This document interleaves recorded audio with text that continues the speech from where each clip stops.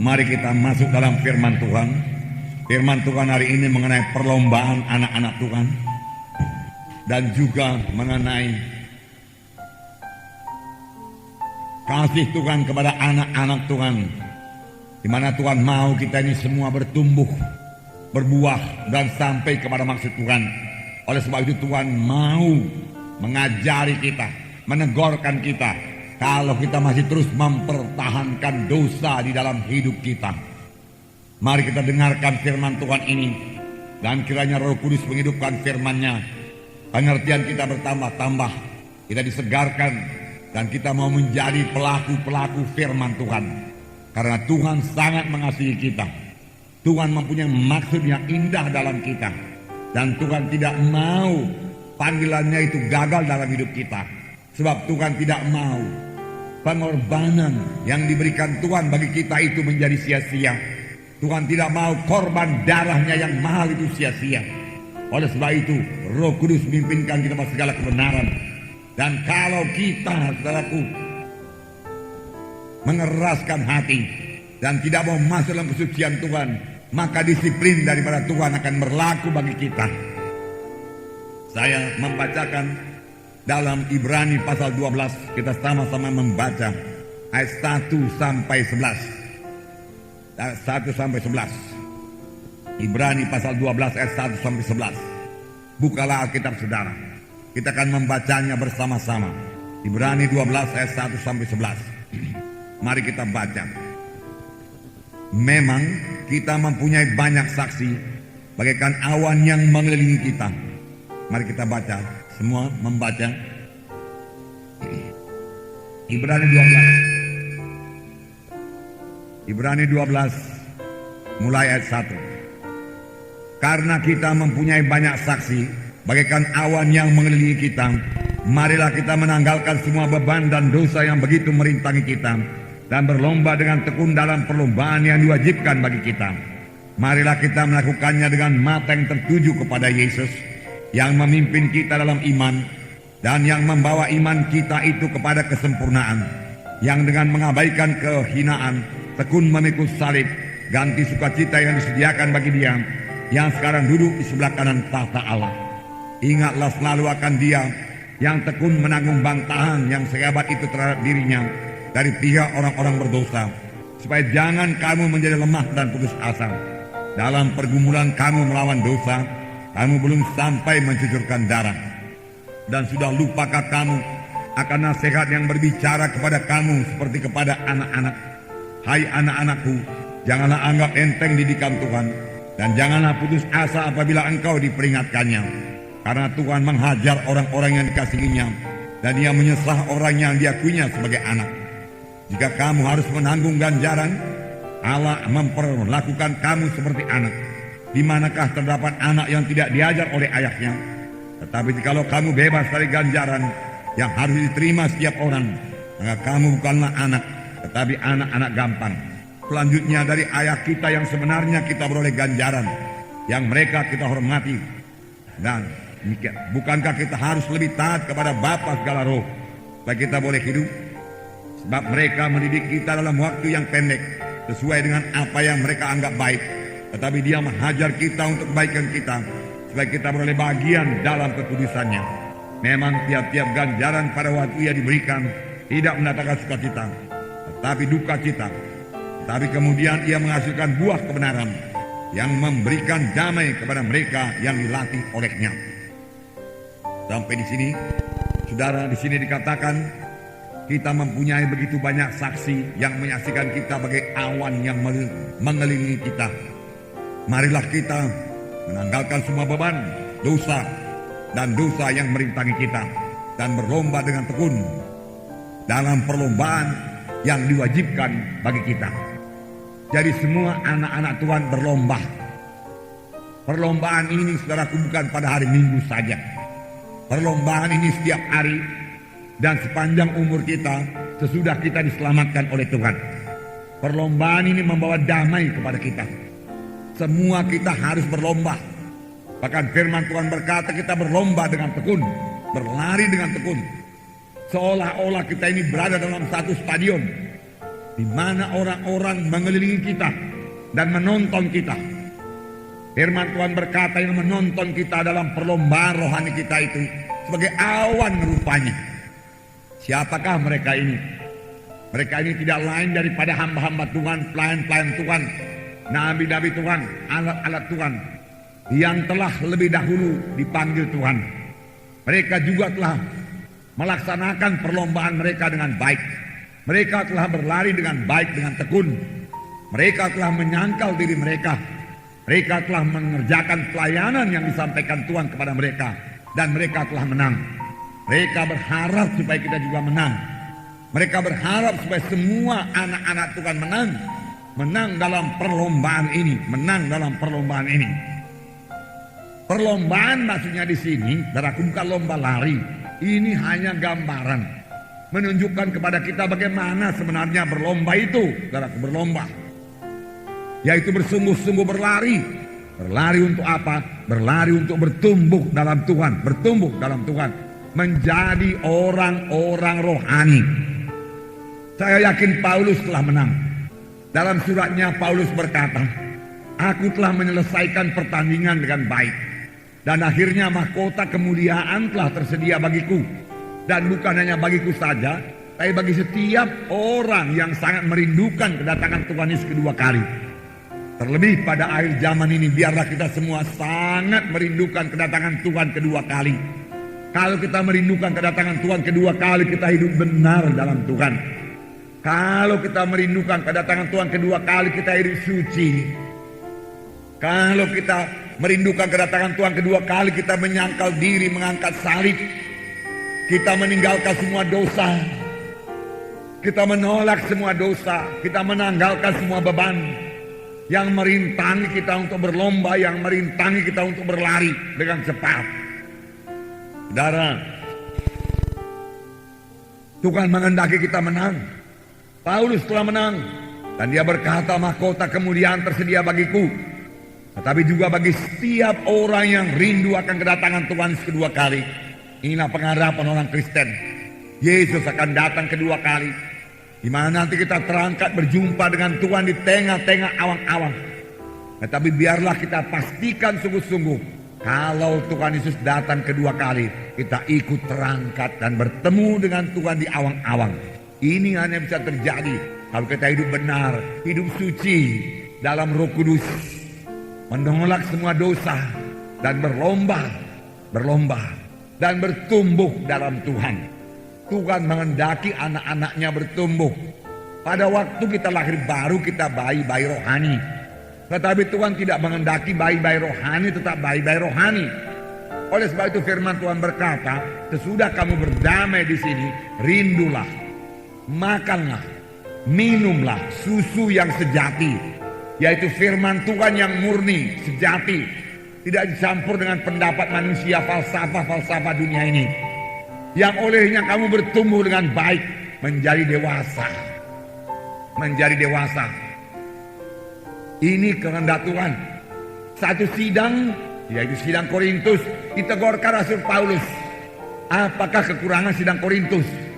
Dalam sidang Korintus banyak tanda ajaib, tanda mujizat. Juga karunia-karunia roh bekerja dalam sidang Korintus. Mereka bisa bernubuat, mereka berbahasa roh. Darah karunia yang sembilan itu bekerja. Tetapi Paulus berkata, aku tidak bisa bicara kepadamu sebagai orang rohani, tetapi kepada orang yang masih dalam tabiat duniawi. Engkau bukan Kristen rohani, engkau Kristen yang masih duniawi. Jadi rupanya setelah lahir baru, kita ini bisa menjadi orang Kristen yang duniawi, dengan pikiran duniawi, dengan keinginan-keinginan duniawi, ya, belum memiliki pikiran yang rohani, belum jadi orang rohani. Maka kita tidak mengerti perkara-perkara rohani. Dan Paulus mengeluh kepada mereka, aku tidak bisa menerangkan kepadamu perkara-perkara rohani, karena kamu masih dalam tabiat duniawi, Kristen duniawi. Bahkan Paulus berkata, dalam kamu ada pertengkaran, ada perselisihan, ada berpihak-pihak. Aku pihak Paulus, aku pihak Apolos, dan lain sebagainya. Bukankah itu menunjukkan kamu dalam tabiat duniawi? Bertobatlah, bertumbuhlah. Paulus berkata, jangan tetap anak-anak, jangan tetap Kristen duniawi. Mari masuk jadi Kristen rohani yang memikirkan perkara rohani, yang haus dengan perkara-perkara rohani, yang lapar akan perkara-perkara rohani, lapar akan firman Tuhan, suka akan firman Tuhan, suka akan urapan Tuhan, suka akan kuasa Tuhan. Amin, saudaraku. Bertumbuhlah, bertumbuhlah. Jadi orang rohani pada akhir zaman ini, saudara, berurat berakar pada akhir zaman ini dan bertumbuh dengan baik. Ini memerlukan penyangkalan diri. Berlomba. Saudara ingat, Paulus juga memberikan perumpamaan dalam perlombaan, yaitu seorang atlet. Apakah diperbuat seorang atlet supaya dia bisa menang? Latihan, tekun, penyangkalan diri. Makanan diatur, tidur diatur, latihan diatur, tetap latihan dengan keras. Dan firman Tuhan berkata kita ini juga seperti atlet. Tidak ada santai, saudaraku. Dalam Roh Kudus, menyangkal diri, mengangkat salib. Senantiasa firman Tuhan dalam hati dan pikiran saudara. Kasih Tuhan memenuhkan saudara. Inilah perlombaan dalam Tuhan, saudaraku, perlombaan dalam Tuhan. Jaga kondisi rohani saudara. Tetap suci, amin. Suci, ya. Menolak semua kehendak daging, mematikan kehendak daging, amin. Dalam mengasihi Tuhan, mengasihi jiwa-jiwa, amin. Dalam damai Tuhan yang merupakan barometer kita. Jangan hilang damai sukacita Tuhan, amin. Miliki pikiran rohani, haleluya. Inilah berlomba dalam Tuhan. Miliki pikiran rohani. Ini berlomba dalam Tuhan. Nah, apa kita berbuat supaya menang? Firman Tuhan tadi mengatakan, tanggalkan semua beban yang merintangi kita. Pertama, tanggalkan beban. Kemudian tanggalkan dosa. Rupanya beban dan dosa ini dibedakan, nggak sama. Kenapa beban duluan dituliskan baru dosa? Tanggalkan semua beban dan dosa yang begitu merintangi kita. Seorang pelari, pelomba, saudaraku, dia mau memakai pakaian yang seringan-ringannya, sepatu yang seringan-ringannya. Dia akan tidak pernah mau membawa beban 1 kilo untuk berlari supaya menang, tidak. Dia tidak mau bawa beban. Firman Tuhan juga berkata, tanggalkan beban, sepatu seringan-ringannya. Pada waktu saya masih di Amerika, saudaraku, saya membeli satu sepatu jogging, sepatu lari. Saya sangat bersyukur Tuhan pimpin saya beroleh sepatu yang baik dengan harga sale. Sale artinya, saudaraku, harga diskon, harga murah kira-kira. Saudaraku, saya beli dengan harga 20% saja. Ya, jadi ringan sekali sepatu itu. Saya suka sekali memakainya. Memang itu tidak bisa dipakai kuliah. Kalau kuliah seperti ini, saudaraku, harus pakai dasi lengkap sepatu, saudaraku. Nah, tapi selesai kuliah, saya sering ke kantor pos. Kalau tunggu bus, lama. Kalau naik taksi, mahal. Jadi apa yang diperbuat? Larilah ke kantor pos, karena waktu cuma sedikit. Cuma 2 jam siang yang ada pre, saudaraku. Yaitu jam makan dari jam 12 sampai jam 2. Jadi sebelum masuk kuliah lagi, saudaraku, setelah makan dengan cepat-cepat, kemudian lari kantor pos. Dan sepatu yang ringan itu menolong saya berlari. Coba kalau sepatu saya berat, sepatu kulit. Sebab di sana di kantor posnya nggak boleh saudaraku berdesak-desakan. Satu orang aja di muka kasir itu, saudara. Kalau orang itu banyak pula ceritanya, banyak pula suratnya, mau kirim kemari, mau kirim ke sana, saudaraku, beri perangko lagi segala macam. Wah, makan waktu, kita harus sabar menunggu di belakang. Jadi sepanjang jalan pun berdoalah supaya nanti jangan banyak orang. Kalau sampai di kantor pos, mana sudah 1,5 kilometer kira-kira, saudara, kelihatan masih banyak orang, 20 orang antri, pulang saja, takkan siap itu, saudara. Balik lagi, lari lagi, pulang, lari lagi, masuk lagi kuliah. Dan sepatu yang ringan itu menolong. Kalau sepatunya berat, barangkali kaki saya bisa lecet. Ini perlombaan, amin saudaraku. Pakai seringan-ringannya, jangan bawa beban.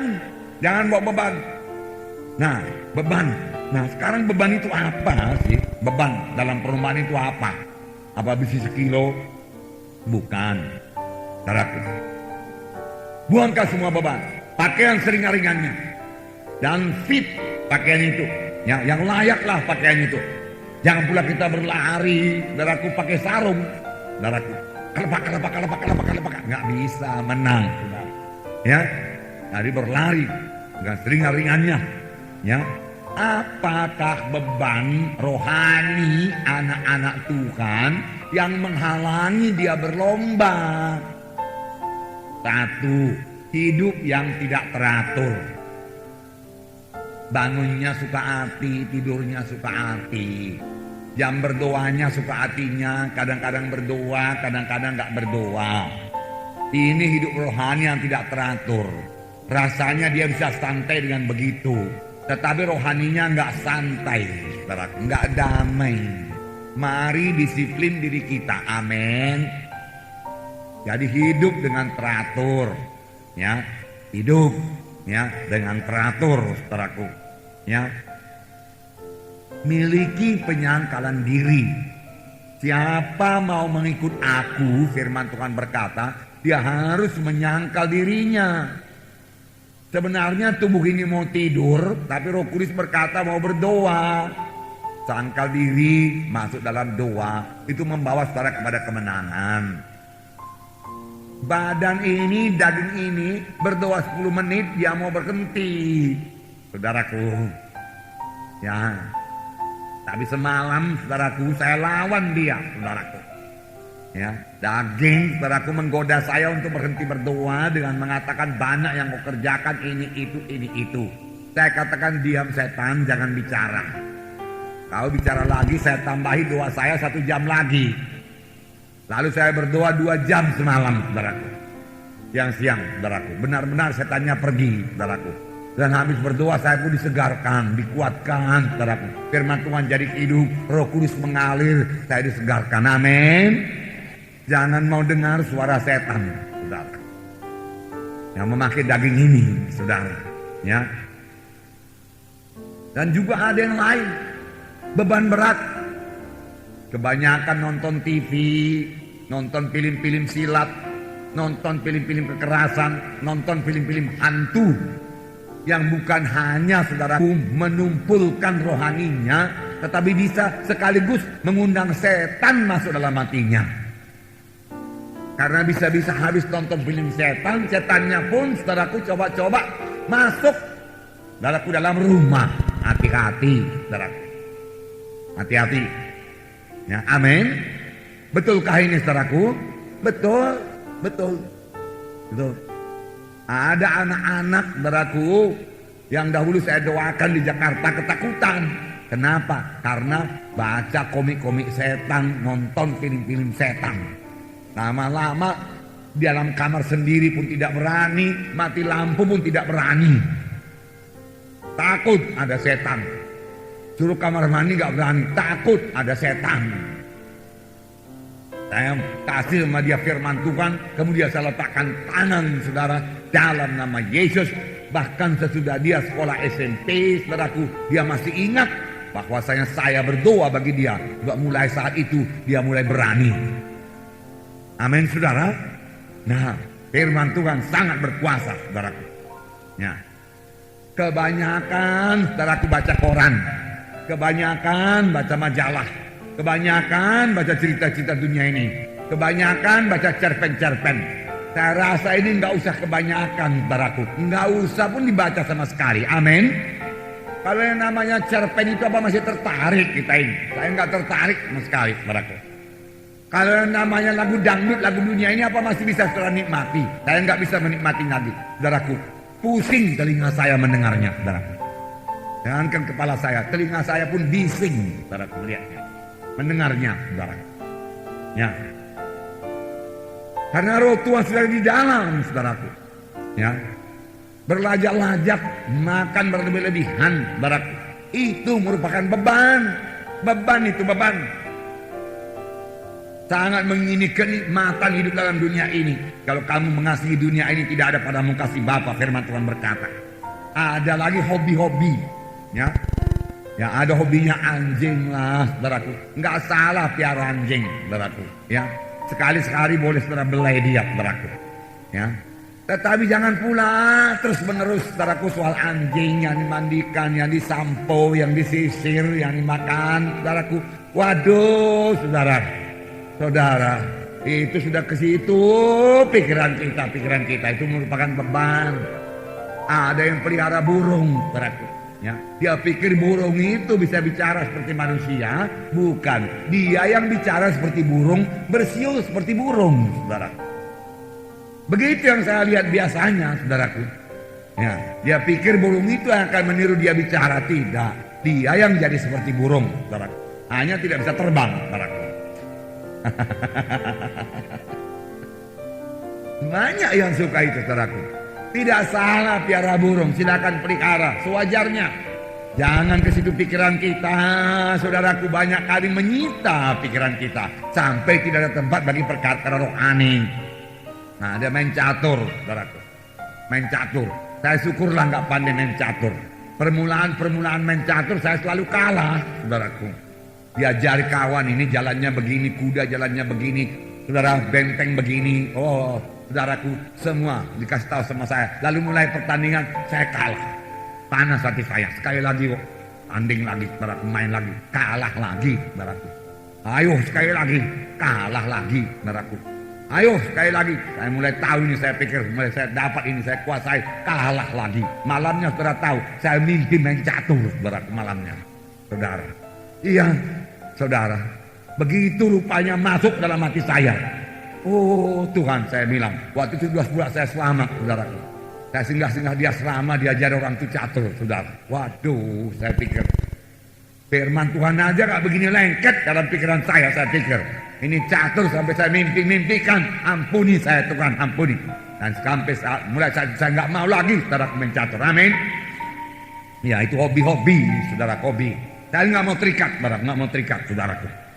Ya, kurang sungguh-sungguh dalam melayani Tuhan, dalam pengikutan kepada Tuhan, itu merupakan beban. Kurang sungguh-sungguh kebaktian KKS, kurang sungguh-sungguh kebaktian minggu, kurang sungguh-sungguh melayani, saudara, itu merupakan beban, saudaraku. Buangkan semua, firman Tuhan berkata. Sebenarnya, saudaraku, dan juga satu lagi saya mau kasih tahu kepada saudara muda-mudi, saudaraku, pacaran, saudara. Jadi kalau saudara-saudara bertanya, kalau begitu muda-mudi nggak boleh pacaran, boleh, saudaraku. Pertama, cek dulu umur saudara, pantas apa enggak udah pacaran, saudaraku.